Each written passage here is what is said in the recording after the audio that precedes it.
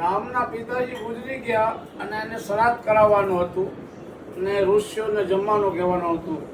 લાખો ઋષિઓને રમવા બોલાવ્યા, લાખો ઋષિઓ. અયોધ્યાની અંદર ભવ્ય ભોજન બનાવ્યું, ફર્સ્ટ ક્લાસ અને હાઈ ક્લાસ. બધા દેવતાઓને આમંત્રણ, પણ શિવને આમંત્રણ નહોતું. પણ શિવ વગર આમંત્રણ પોકી ગયા કે મારો દીકરા નહીં, મારા આમંત્રણની શું જરૂર છે? એમ કરીને બુઢાના રૂપની અંદર બુઢાનું રૂપ લીધું શિવે, અને બધા બ્રાહ્મણો જમતા હતા, હરિહર કરતા હતા ઋષિઓ, અને શિવ ભોગી ગયા. અને રામ ભગવાન હતા કે મારો બાપ આવે છે. એને ટેબલ ખુરશી ઉપર જમવા બેહેલા અને ભોજન આપ્યું. ખૂબ ખાધું, ખૂબ ખાધું, ખૂબ ખાધું, એટલું બધું ખાધું કે બધું અનાજ ખૂટી ગયું. હવે આખી અયોધ્યા ટેન્શનમાં આવી ગઈ. સીતાજીમાં કે કરશું હું? બહુ ટેન્શનમાં આવી ગયા. લક્ષ્મણ, સુગ્રી, હનુમાન બધું ખલાસ કરી નાખ્યું. પછી રામ ભગવાન હતા વર્તી કે ત્યાં સુધી એની ભક્તિને હું નહીં બોલાવું, ક્યાં સુધી આ ધરા હે નહીં. પછી અન્નપૂર્ણામાનો વ્રત હતો. અન્નપૂર્ણામાનું નામ લઈને મા પાર્વતીને બોલાવ્યા. અન્નપૂર્ણા થઈને આવ્યા મા પાર્વતી, ને શિવ જમતા હતા. એક જ સમસો ખીર પીરસી ત્યાં ધરાઈ ગયા અને દાંત કાઢવા માંડ્યા ભોળાનાથ કે હવે દેવી ધરાઈ ગયો, હું હવે નહીં જમી શકું. એમ કરીને લક્ષ્મણને કીધું, હનુમાન દાદાને કે મને તું ખાટલે બેહાડ. હનુમાન દાદા ઉપાડી ના શીખ્યા. પછી લક્ષ્મણને કીધું, લક્ષ્મણે ઉપાડી લીધા શિવને અને ખાટલે બેહાડ્યા અને અસલી રૂપમાં આવી ગયા. સીતામા ઉપર પાણી ઢોળ્યું, કોગળો કર્યો તોય સીતામાં કાંઈ બોલ્યા નહીં. પછી અસલી રૂપમાં આવી ગયા, માગો માગો. માગવાનું કાંઈ નથી, તમારા શરણોની વાસ આપજો અને તમારા શરણોમાં અમારી પેઢીને રાખજો અને આશીર્વાદના વરસાદ વરસજો. એ જ અમારે જોયો છે ભગવાન, બીજું કાંઈ જોતું નથી. હરિ અને શિવ બધા એક જ છે, એના નામ અનેક છે. હરિ તારા નામ છે હજાર, મારે ક્યાં નામે લખવી ગંગોત્રી. ભગવાન વાપિક છે. શિવ ને એમાં પાર્વતી છે તો આ દુનિયા છે, નકર આ દુનિયા છે જ નહીં. અણભક્તો ખાસ ધ્યાન રાખજો. આ તમને અત્યારની અંદર હું અમરેલીના સાધુની કથા આપી રહ્યો છું. મૂળદાસ સાધુ થઈ ગયા અને ભક્તિ કરે ને ભાવ કરે, નહીં નાવે નહીં ધોવે, કાંઈ વસ્તુ નહીં, ભક્તિ ઉપર જ ધ્યાન એનું. ત્યાં એક છોકરીને બાળક રહી ગયેલું અને એના છોકરીએ સામેવાળાએ દગો આપ્યો અને છોકરી ઘરે જઈ શકે નહીં. વહેલા 4 વાગે કૂવા પડવા નીકળીને સાધુ નીકળ્યા. એ કેમ બેટા અત્યારે વહેલી 4 વાગે કૂવે? એ કોઈને મોઢું બતાવવા લાયક નથી. ઘરે કોઈ મને શીખાડશે નહીં. અને ઓલા છોકરાએ મને દગો આપ્યો, મારે મરી જવું છે, મારે નામ કોનું આપવું? એમ કરીને અમરેલીના સાધુએ મૂળદાસે કીધું કે મારું નામ આપજે બેટા. પણ બાપુ તમારું, હા મારું નામ આપજે, નહીં તો તું બસી જતી, તારો છોકરો બસી જતો હોય તો મારું માથું ભલે કાપી લે. એમ કરે મૂળદાસનો ઘરે છોકરી રાજી થઈ ગઈ. ઘરે ગયા અને કીધું કે મૂળદાસનું બાળક છે. એમ કરીને આખું ગામ અમરેલી ભેગું થયું અને મૂળદાસને મારવા મળ્યા અને ટકો કરાવ્યો અને ગધા ઉપર બેહાડ્યા. એ તો સાચો હતો, એ કાંઈ ખોટો હતો નહીં. એ કે આ છોકરીને છોકરો બસી ગયા, ભલે મને ટકો કરાવ્યો તો શું થઈ ગયું, મારે હું એ ટકો જ છે. એમ કરીને એ તો હસતા જ થાય, એના મનની અંદર કાંઈ નહોતું. સત્યને કોઈ વાંધો આવે નહીં, સત્યને કોઈ બીક જ ના હોય. એમ કરીને મારીને એને સામે કાંઠે કાઢી મૂક્યા. સામે કાંઠે ઝૂંપડી બધે બનાવી અહીંયા બેઠા. પછી એને યાદ આવ્યું કે એક બડો ભગત છે જામનગરનો મહારાજા, કદાચ મારી ઘંટી બંધાવે એ મારી વાતને સમજે તો. અહીંયા ગયા, અહીંયાની ઘંટી તોડી નાખી હતી. બધા સાધુ એને ઘરે પોકી ગયા કે ક્યાં છે દરબાર? એ તો મંદિરમાં ગયા. બધા 500-1000 સાધુ આવ્યા અહીંયા ઘંટી બંધાવા. તમારી ઘંટી તોડી નાખી છે, કોઈ વાંધો નહીં. એમ કરીને પગ ભાંગી ગયા, પણ તોય એમાં પગ આવ્યા. તોય મંદિરમાં ગયા.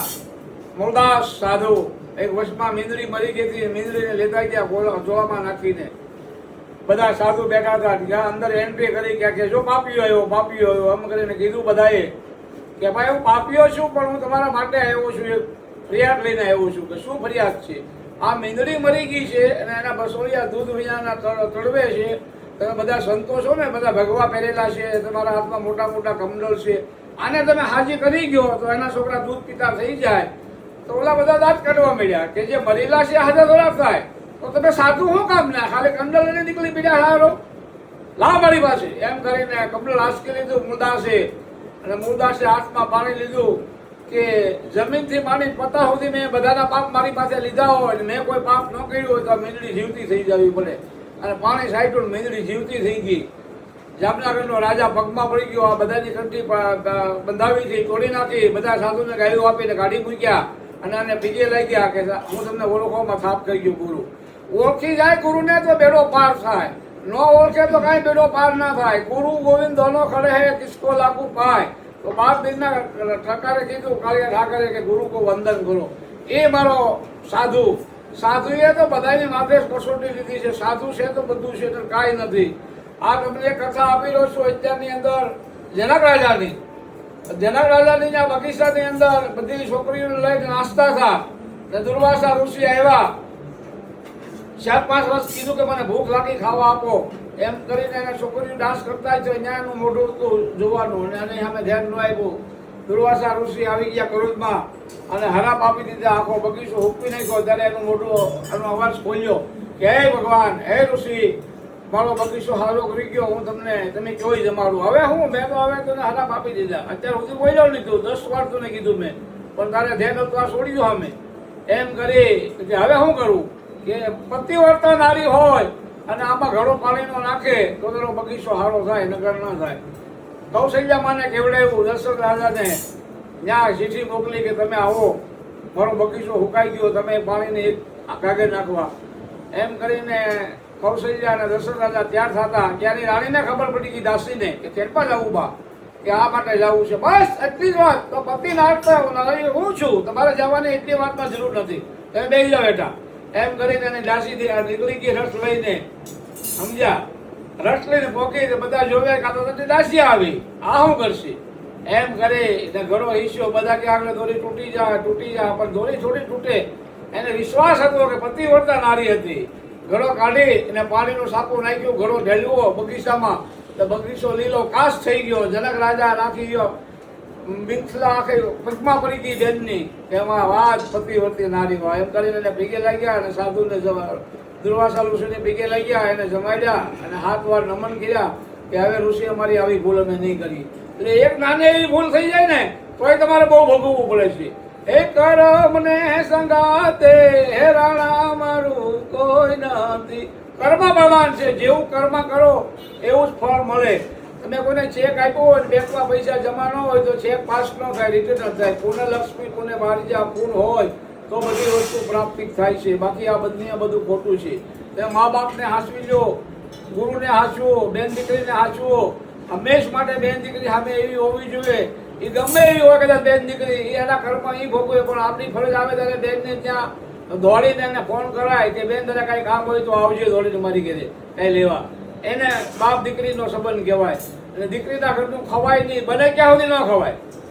દીકરીના ઘરનું બને ક્યાં સુધી. હું તો કોઈને અહીંયા જાઉં તો એમને 500 રૂપિયા આપી દઉં, ચા પીધી હોય તો આપી દઉં.